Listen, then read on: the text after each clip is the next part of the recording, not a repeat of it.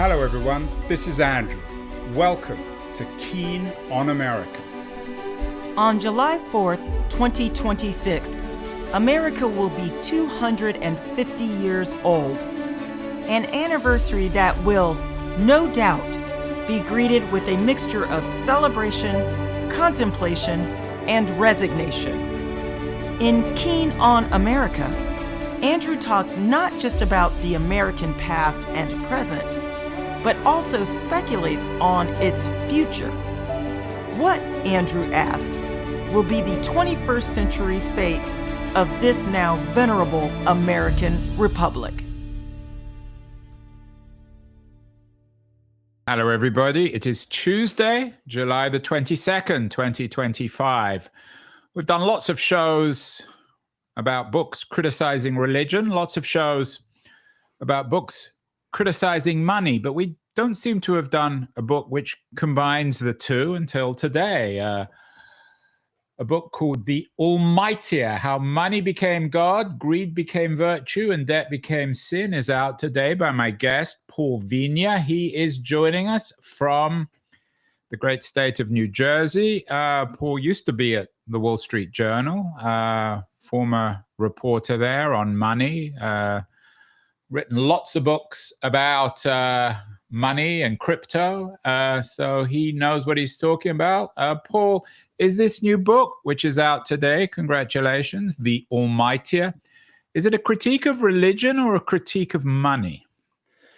Well, really, Andrew, I'm not thinking of it as a critique of either, quite frankly. I'm thinking of it more as an explanation of in some ways, both, but certainly money.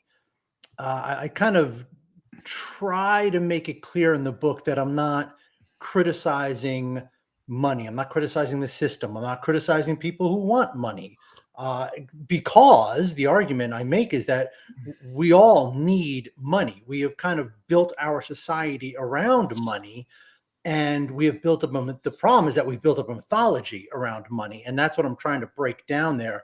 So I'm sure some people are going to read this as a criticism of money and read it as a criticism of religion, and people can interpret it however they want. But my goal was not to criticize those things. I don't see this book as a criticism of those things.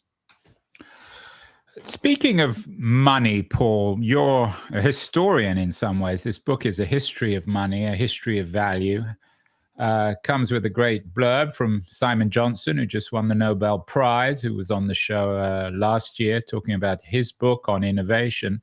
Has there always been money since we've had human beings? I assume there's been such a thing as value, but when can we trace money back to? Well, the interesting thing is we don't know exactly when money was invented. The documents, no one has a document where there's some person in the ancient world saying, hey, I just invented this thing called money. It's pretty handy. You might want to try it out. What we do have are documents going back about 5,500 years or so. And that's the first documents that we have found that discuss money. What's interesting about it is that those are also the first documents we've found that involve writing. So, you know, as much as we have a recorded history, which is going back about 5,500 years, the first thing that people were talking about that we know of was money. So money goes at least 5,500 years back. How much further it goes back than that, I don't exactly know. Nobody exactly knows. We'll probably never know. But it's really interesting to me that money and writing and the rise of the first sort of large-scale civilizations all occur around the same time. And I think those things are connected. I mean, you can make the argument that writing came about as a necessity because they were using a sort of proto money and they needed a way to keep track of it. And what they came up with was writing, basically. So long-winded way of answering your question, Andrew, is I don't know exactly how old money is. Nobody does, but it goes back to at least as far as we have any kind of written records for. So, Paul, I appreciate your honesty. You suggest that we're not entirely sure, but the origins of money and the origins of writing go hand in hand. They're bound up with one another, probably hard to separate. I've always assumed, as a layman on these things, that the invention both of money and of writing reflect the birth of civilization, because our species go back way more than 5,500 years. Isn't that the standard narrative, that the invention of money, like the invention of writing, reflects a higher stage, shall we say? I know that's a dangerous word these days, of civilization. It reflects a step forward, to borrow some language from NASA, step forward for mankind, that we were, especially when it came to money, we were sophisticated enough to trust some sort of symbolism of value. Is that the standard narrative on the history of money? Yeah, and I think there are two things. Before I even get into the answer, Andrew, I do want to point out that, I am not a professional historian. I am a professional writer, and I was a journalist for 25 years. And as part of that, I was always sort of curious about history and the backstories to things. And in covering Bitcoin for about 10 years, I started becoming interested in the backstory of money. And that's how I sort of fell into all this. Right. You wrote, I'm not I was familiar with your Age of Cryptocurrency in 2015, and then right. the Truth Machine, Cryptocurrency, the Future of Money in 2016, and then another Truth Machine in 2018. So you're all too familiar with the concept of money, especially when it comes to crypto. So yeah, I just want to state that I'm not a professional historian. But you're more of a professional than I am, Paul. So you do a much better job. But to answer your question, humans have been around for a couple 100,000 years. Homo sapiens for a couple 100,000 years. Human society, you go through the archaeological record and you start seeing, 50,000 years ago. I'm sorry, 50,000 years ago is when you start getting Homo sapiens. I think, if I get the numbers wrong, people don't, crush me on this. Like I said, I'm not a professional historian. My point is that you started having Homo sapiens before you had large-scale civilizations. And even 10,000, 15,000 years ago, we have found that we found them in Turkey and other places. We have found small-scale but permanent civilizations. People were building small towns and they were building temples and things like that. And you do have evidence of civilization before you have the written record, which is about 5,500 years ago, which is what I was talking about. And that is around the same time that you do start to see large scale human civilizations, the first real cities. And to your real point, where you're really going with this, Andrew, I think it's very fascinating that around that same time, you see the emergence of money. And I really do think that money as a tool, and I think this, too importantly, money as a tool is a valuable thing even today. And this was sort of a trick that I faced in trying to write about this, is to not make it too critical, to not just have this be a condemnation of money, because money is actually a very valuable tool. And what you see in the historical record, you look back and you start to see these cities emerge, and you start to see them using money as a way to keep track of their resources and as a way to know who has a claim on those resources. And it was a very handy tool. And I really think that helped fuel the rise of the first large-scale civilizations. But it still remains a very useful tool. Your book's out today, The Almightier. It's in Barnes & Noble and Amazon.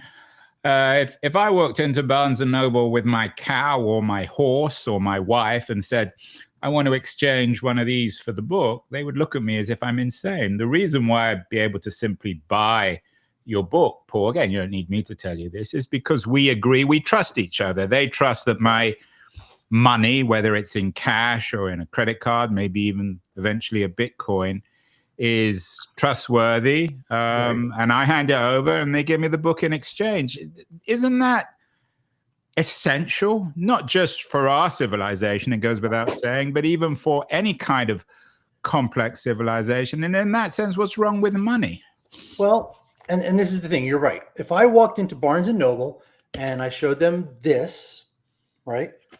And only Paul is $1. waving a $1. It costs more than $1, I hope. Right. Paul. It costs more than $1, but I'm waving a dollar bill in front of me. Right. If I walked in with a dollar bill or a $20 bill or a $50 bill, whatever, and exchanged it for my book, I could do that. That'd be great. If I walked in with this, and now I'm holding up my little notepad that I have here, and I wrote down $20 on a piece of paper and handed it to them, to your point, they'd look at me like I'm insane. But here's the question, Andrew. What is the difference between the piece of paper that has, George Washington's face on it and the piece of paper that I just wrote down? What's the difference? They're both pieces of paper. So the question is, why does one piece of paper have value, recognized value, and why does the other piece of paper have no value? And when you start thinking about that and start digging into that, that's when you realize what money is. And I come back to the T word, Paul, which I know you cover in the book, and you've done a lot of thinking about trust. I'm doing another show actually dedicated to the crisis of trust in the 2020s, maybe not so much financial, although it's an institution, certainly in political terms.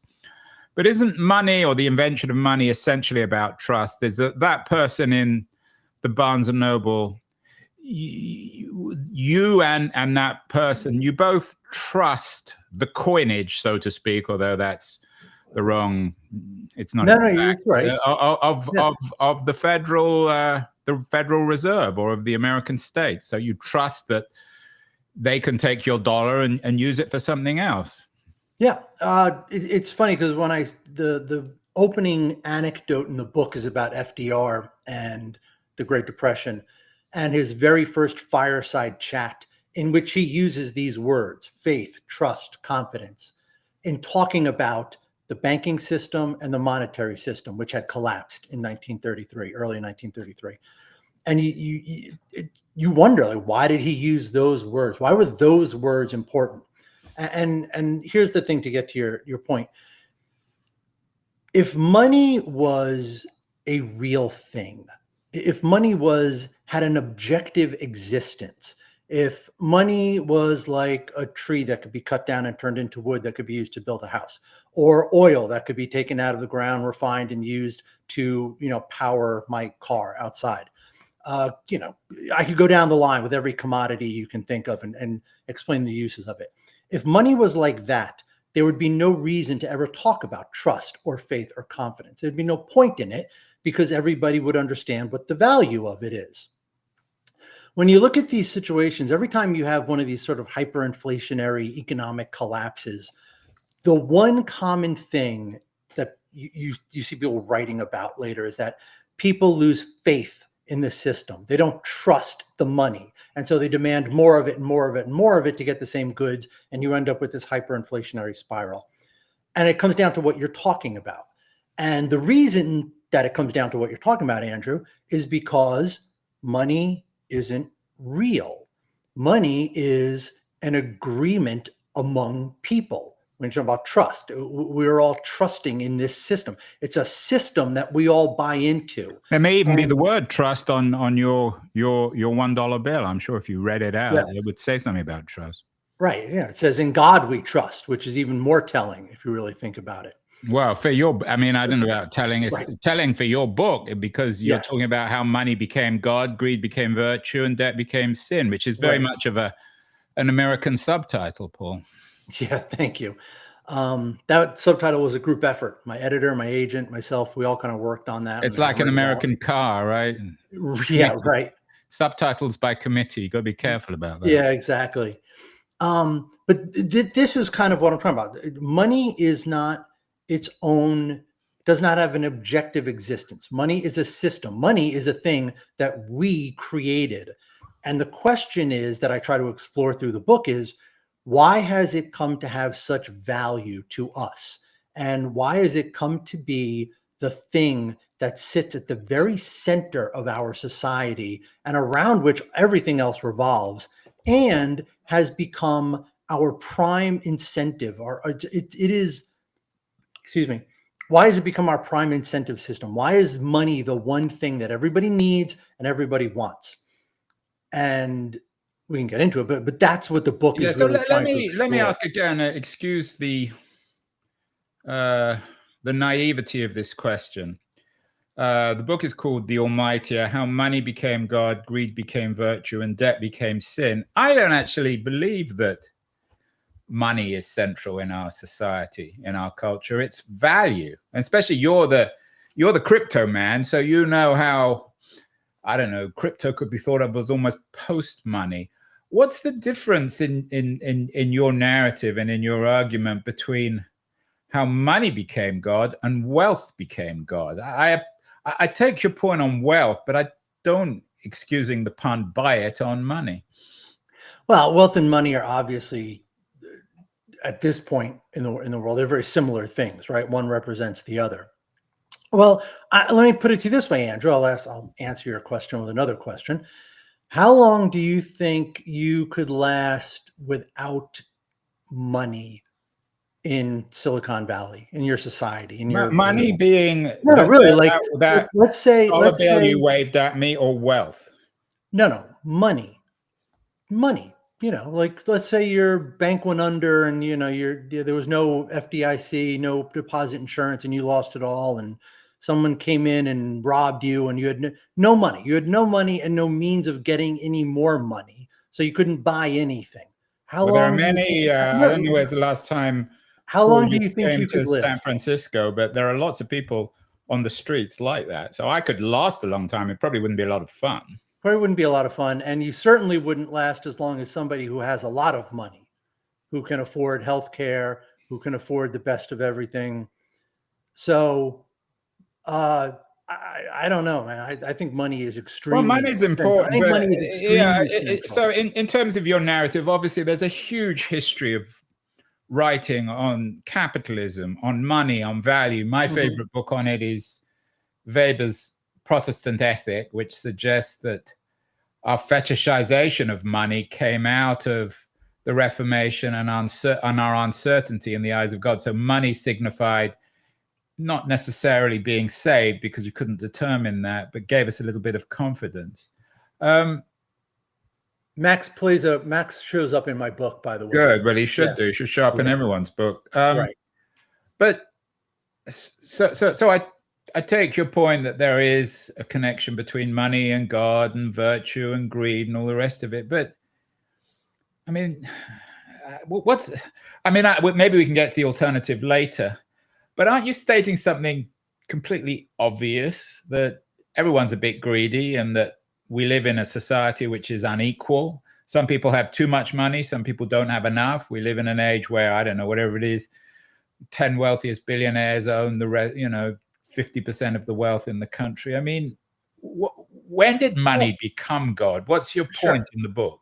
So I think if you say to a lot of people, money is like God today, I think a lot of people would probably say, oh yeah, sure, that's kind of, on a figurative level, they would accept that. But I don't mean it on a figurative level. I mean it on a literal level. What I argue in the book, and I go through all of history to show this, although it's not that long of a book, don't worry, it's not like a 5,000-page book. I mean it in a very literal way, that money is a product of religion. It was invented in temples in 5,500 years ago. It has been seen as a product of religion. It has been seen, having it has been seen as a sign that the holder has God's favor. And in the modern world, where the idea of God and gods has kind of fallen away from the center of society, money has stepped into that vacuum. Money has replaced religion as the thing around which we all strive for. That's more or less the argument I make, and I take the reader from ancient Mesopotamia up to the modern age to show how that happened. So is this capitalism? I mean, the history of capitalism is, of course, bound up very much in the history of modern money. Are you suggesting that capitalism has made money become God? I don't know. I would say that, I would say capitalism is part of this, obviously. And I think to your point about inequality and capitalism and greed and all those things. The point is, are those things natural, or are those things a result of our beliefs? I think there are some people who would probably argue that we'll always have the poor, we'll always have inequality. That's just society. You can't help it. You can just kind of try to get along with it. I argue something very different. I argue that the belief system we have built up around money is directly responsible for that. I think if you look at any society, and especially today, money is essentially a way to distribute resources. And economics really is just a system for distributing resources. And money is a claim on those resources. And what has happened is, because we have this sort of belief, I don't know if I'm not going to back up. We'll come back to it though. But just accept for now that we have this belief of we equate money and God in a very sort of subconscious way. Because of that, you have had the pursuit of money, the pursuit of wealth, become an increasingly larger focus of society, to the point where the whole idea, the original idea of distributing resources, has actually faded away. No one really, does that except for as a way to make money. And making money has become the middle of our world. It's what everyone wants to do. It's what everyone cares about. Even if you are not an Ivan Boesky, Bernie Madoff type, real greedy person, just to live, you need money. I need money. You need money. I'm not giving my book away, Andrew. I'm selling it for money. Yeah, but you could say we need food. You haven't written a book, How Food Became God. Greed no, because we don't. Cooking became sin. Worship food. What? Well, maybe some people worship food, but food is more important. Food is more important than money. Of your book, I'll say that.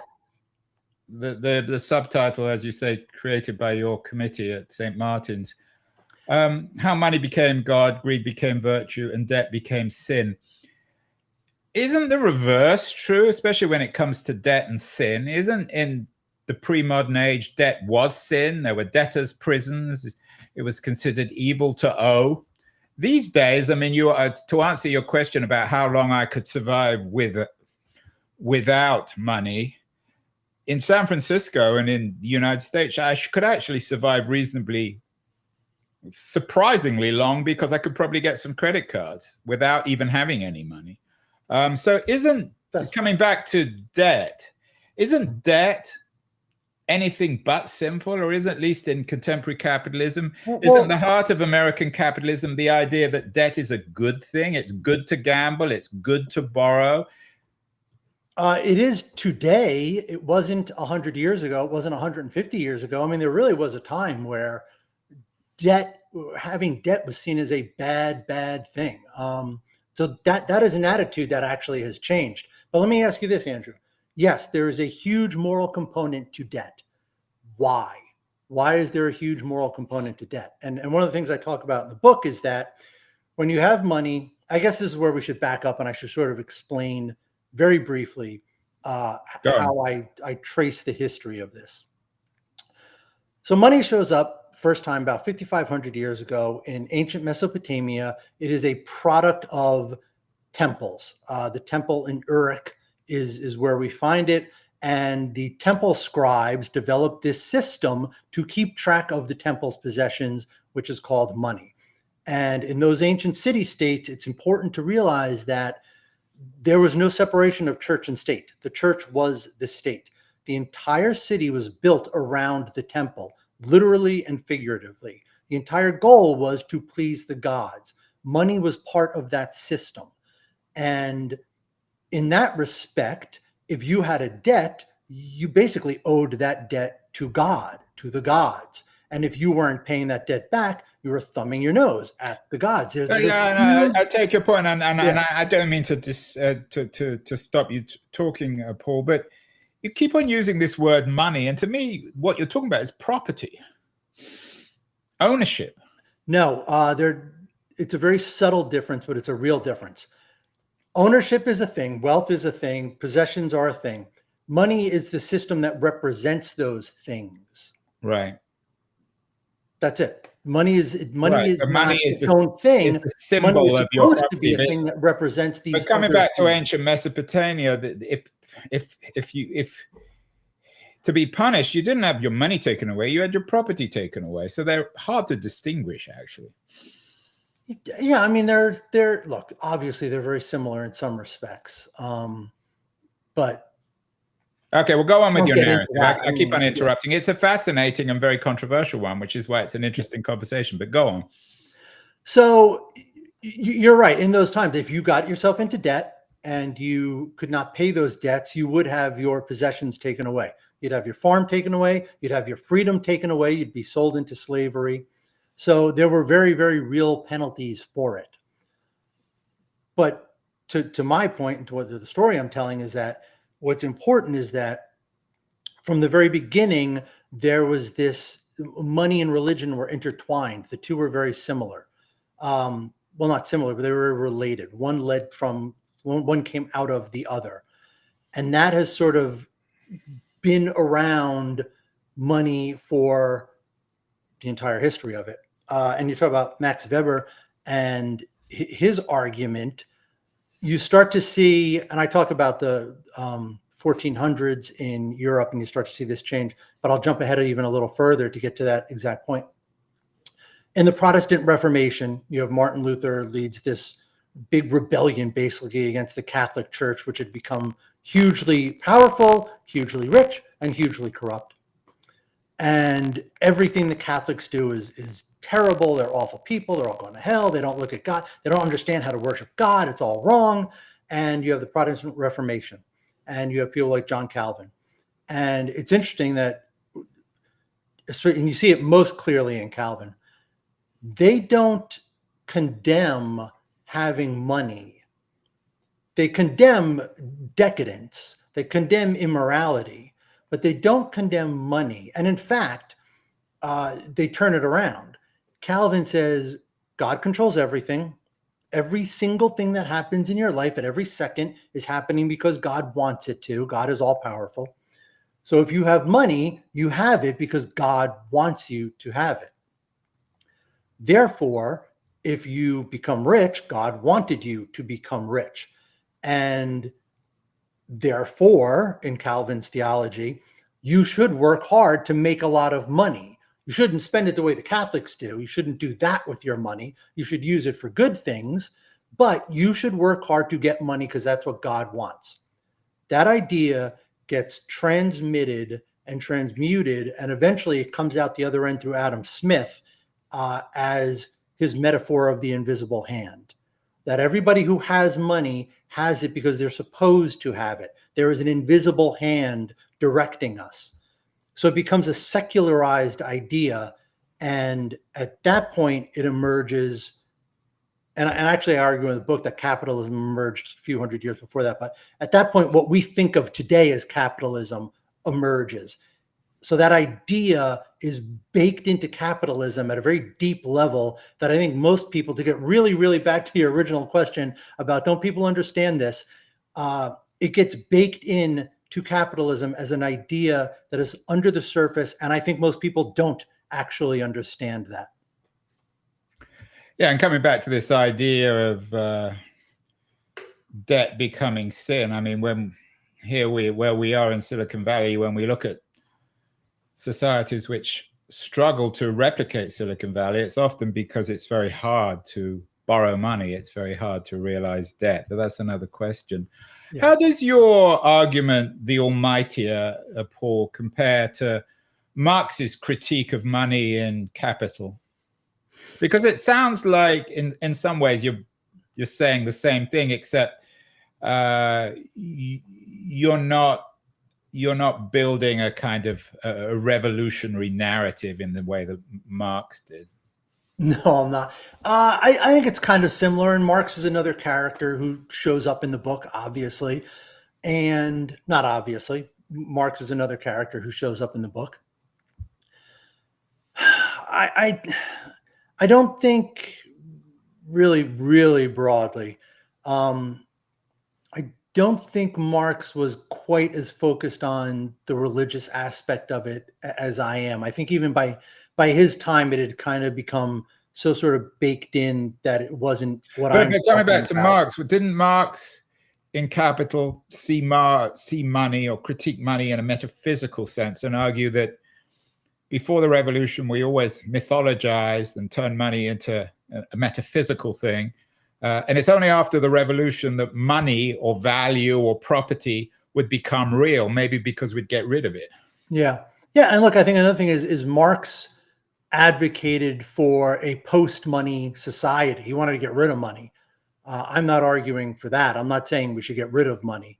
I'm saying we should, I guess, sort of like knock money down a couple pegs, see it more as a hammer and less as a god.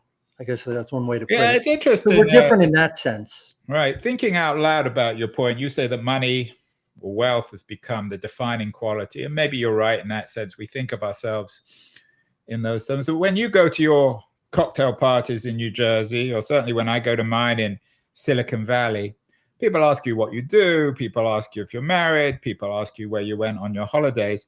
But nobody, not even the rudest of people, and I consider myself pretty rude, will ask the first question, how much money do you make? Often we're thinking that, especially in Silicon Valley, are you a VC? Are you an entrepreneur? Why are we so, if your thesis is so right, if money is indeed God and blah, blah, blah, and it's become the almighty, why are we so polite about it? Why don't we just get straight to the point? Americans are very good at getting straight to the point. And when they first meet each other on a train, on an airplane, at a cocktail party, the first thing they say is, well, how much money do you make? Well, I mean, look, there's obviously some kind of social etiquette around it that has developed over decades and centuries, but while nobody would come out and say, how much money do you make? What they will do, Andrew, as you're pointing out right now, is they will size you up, and you will also sort of display how much money you have, what kind of shirts you wear, what kind of car you drive. Nobody needs a very expensive luxury automobile, but people buy them. Nobody needs to buy a very expensive luxury shirt when a cheap shirt would do, but they buy them. Nobody needs jewelry. No one needs a gigantic house. That's all the things I'm talking about.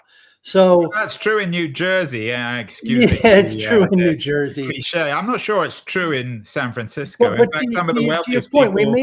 we may not come out and say, hey, how much money do you make?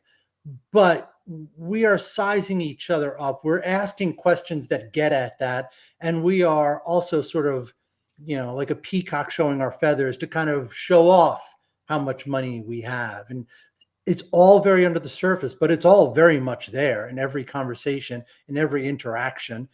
Even people, I guess in Silicon Valley now, it's kind of like, now your thing is now the real sign of wealth is you wear a hoodie and a t-shirt. You're so rich, lots of people on the street also wear. I take your point, but lots of people on the street also wear t-shirts and hoodies, so you can't tell the difference. And often the street people of San Francisco look cleaner and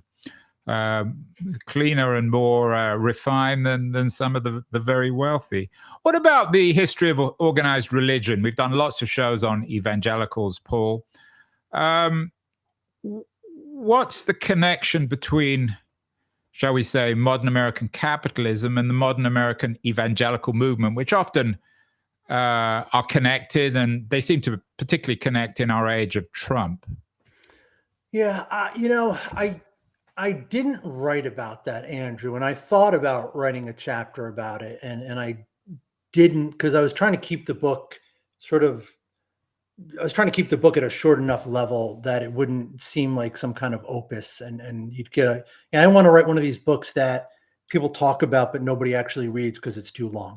So I didn't write about that subject, but I think they're clearly related through history, because the church was a very powerful institution.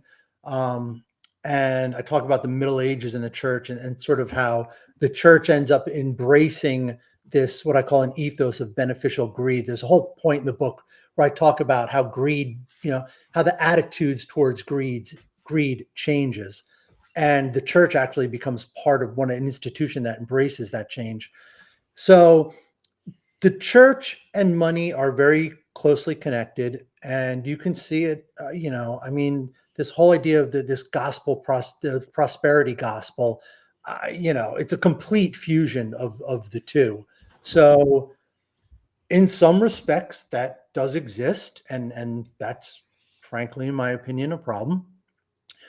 In some respects, it doesn't. I'm not out there saying every single person who is a religious person of faith, whatever that faith is some greedy, money grubbing, whatever. Some people are very earnest in their beliefs and in their faith and in their morals. So it's not a complete combination of the two. But yeah, I mean, look, you can see it in certain religions, in certain areas of it. Certainly your televangelists who go on there all day and say like, oh, just praise God and God will make you rich. Okay, sure, I'll try it. Although, some Christians will, of course, remind us, like Pete Weiner, that a lot of the Bible focuses on money lending, the evils of wealth, and actually makes poverty a virtue. But that's another subject. As I said, you've written a number of books on crypto. Mm-hmm. Donald Trump, the so-called Trump pump, has embraced crypto. How does crypto fit into your narrative? Is it an extreme manifestation these days of how money became God and greed became virtue and debt became sin? Yeah, I think and again, crypto is another thing I thought about writing a chapter about and ended up not doing it. You're probably sick of writing about crypto. Yeah, but I mean, crypto, especially Bitcoin itself, you can absolutely see how Bitcoin is a religion to some people, to a lot of people who are in that world. Bitcoin is absolutely a religion. It's got its own God in Satoshi Nakamoto, its creator in Satoshi Nakamoto. It's got its own Genesis. God, because we're not entirely sure if that person is for real. Well, I would argue that God is not for real, but that's that's another thing in that sense. Yeah, it's got its creator, it's got its Genesis moment, it's got its Big Bang. It has a lot of, and actually we do talk about this in the Age of Cryptocurrency. So if you want to go back and see it in that book, it's in there. Crypto is very religious. There is a fervor around it. It's a money religion. It's a complete money religion. They believe that Bitcoin is going to be the future, even though, what is it now? It's 2025. So what are we? 15, 17 years after it started operating. No one's really using it for anything practical. No one uses it as money. I mean, would you call it money, crypto? I mean, would it be, I mean, your subtitle is How Money Became God. Is crypto money, quote unquote, money in your narrative? Crypto could, and here's the interesting thing. Crypto could be money. Again, to my point, money is just a representation of resources, a representation of wealth. So anything can represent those. Right. But the reason I keep on asking you this is because you have money as the almightier in your narrative. Finally, yeah. Paul. But, wait. It's interesting, the whole Bitcoin thing, because the thing about Bitcoin that's interesting is that when it was worth nothing, there really were a lot of people that said this could be money. This could be the future of money. And there are things about Bitcoin that are very, very interesting and efficient. The way that you can have money trade hands anywhere around the globe in a couple of minutes. I mean, it's an efficiency. It's really interesting. As soon as Bitcoin started becoming valuable, you saw this whole to use a word you use, this fetishization of it rise, and this whole sort of religious fervor take hold. And it is the most fascinating thing to watch, because it really is. You saw a religion grow up around a monetary system. So in my mind, Bitcoin is actually a complete illustration of what I'm talking about in the book. Yeah, and that fetishization, as he said, Marx dealt with it very well in Capital. Finally, Paul, fascinating thesis, interesting conversation. You're obviously very well versed in all this. Everyone's going to be saying, yeah, there's probably some point to what he's saying, but what's the alternative? And I know you do deal with alternatives. What is the alternative to what you entitle in your new book, The Almightier? What could we do better? Can we live without money, without wealth? Are you a socialist, a communist? What are you arguing in favor of? It's clear what you're against. Sure. Well, I think, and look, I'll frame it this way.